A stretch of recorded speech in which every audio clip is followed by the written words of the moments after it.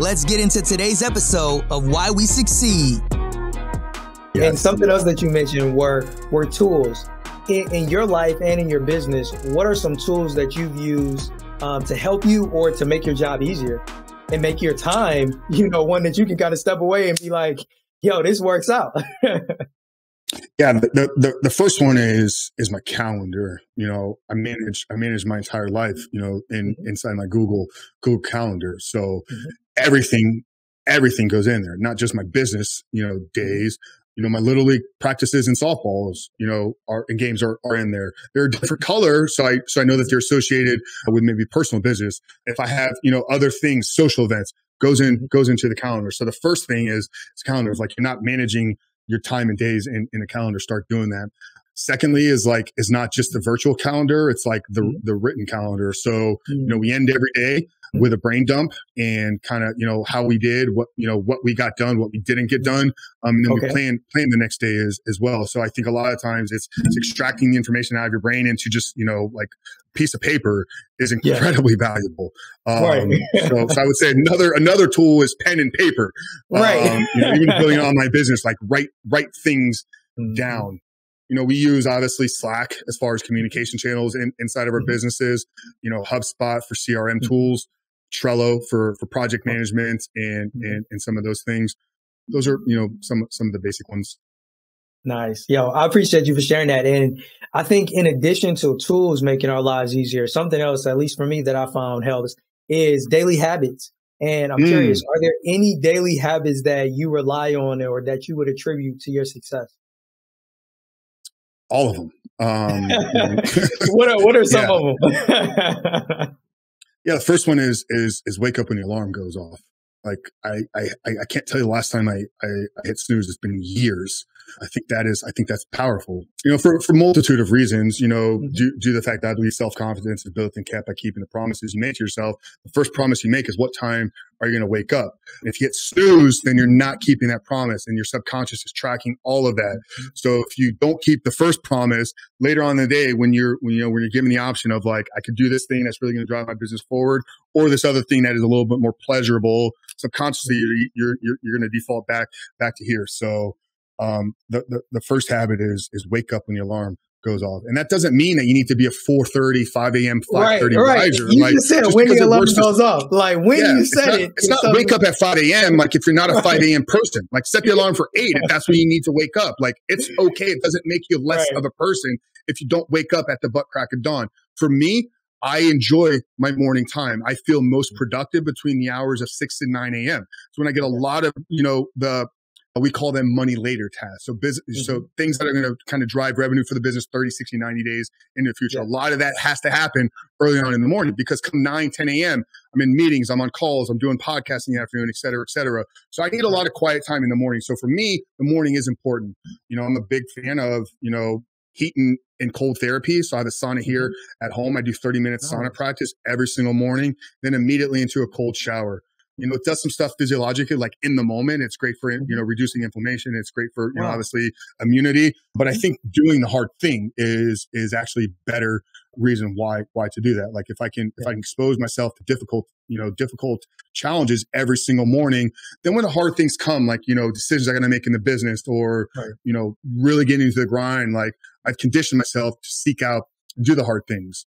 I'm a health and fitness guy. I spent, my entire life as a bodybuilder. I think a lot of that has played the role in the development of the man that I am today. So getting to the gym and being active every day is important as well. Not with the same goals as it used to be, where like I'm trying to get as big as I possibly could, or I'm, trying to squat 500 pounds or whatever. I've kind of checked those boxes in my life. For me, it's more about the discipline. It's more about like checking the box of going to the gym. I have a lot of rules around my phone. Like I said, even, I went to grab it here, but I don't bring my phone to my work desk. I try to put it down at 8 o'clock at night, spend no time on the phone. Phone doesn't go into the bedroom with me as well. And it hasn't in 3.5 years due to the nature of the work that I do. But yeah, that's a few of them, spending time, dedicating the first part of my day to God, prayer, scripture, are some other ones. But yeah, there's a lot of daily habits built in there. I love that, man. And, one of the things that I was going to ask you, and you mentioned it with the one habit, is how long have you been practicing the majority of these habits? A couple years now. I mean, I haven't missed a day in the sauna for about 18 months now. Literally, like I will move other things around to make sure I can get at least 20 minutes in the morning. The phone thing, like I said, my phone hasn't gone into the bedroom in about 2.5 to 3 years. Training has been, daily discipline for me for over a decade. So a lot of these have been built over time. Yeah. And the reason why I asked that question is to point out to, our viewers that it takes time. And when kind of going back to economics or finances again with compound interest, it's the same thing with our daily habits. The more you build up that momentum, it starts to propel you to reap even greater rewards in the back end, or, I guess not the back end, but, in the future. So I would just want to encourage everybody, find those habits that work for you, that will produce the success that you desire to achieve. And like you, Frank, put the time in, commit to doing it for as far or as long as you possibly can and build up that momentum. Yeah. Can I share a story that changed my life? I love stories. There's a book called The Slight Edge, and I first read it in, you read the book? Yes. Game changer. Yeah. So, it teaches the same principle here as, Darren Hardy's, compound effect, I believe is Darren's book. But yeah, it's all on the, on the power of compounding. When that book, the author Collins is his last name, shares a story of getting his shoe shined in the airport. And he's sitting there and, he's having a conversation with a lady as she's shining his shoes. And he looks over to the side of her and, there's stacks and stacks and stacks of books. This woman had been, working in the airport, shining shoes for a decade plus, but she had a lot of downtime. So she spent her downtime reading books. And in this conversation, as this woman is cleaning her shoes, she's complaining about not being able to afford to send her child to college. And he kind of had this aha moment where, he's seeing all this time that she had spent consuming books.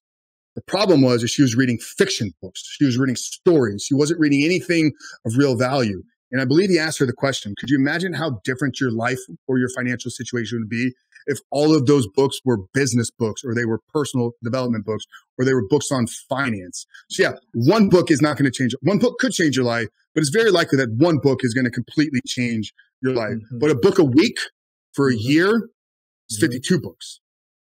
2 years is 104 books. Compound all of that knowledge and information. And then the important part is the action taking with it over time that compounds and develop skills, which leads to income coming in. So yeah, when I heard that, or when I read that book for the first time, it completely, shifted my paradigm around why you do the little things every single day and the power of all that stuff adding up. Thank you so much for tuning in to today's episode of Why We Succeed. If you value relationships and believe they are the true key to success, be sure to subscribe. To watch this full discussion and gain access to exclusive content, join our Patreon today. The link is in the description. Thank you, and we'll catch you on the next episode.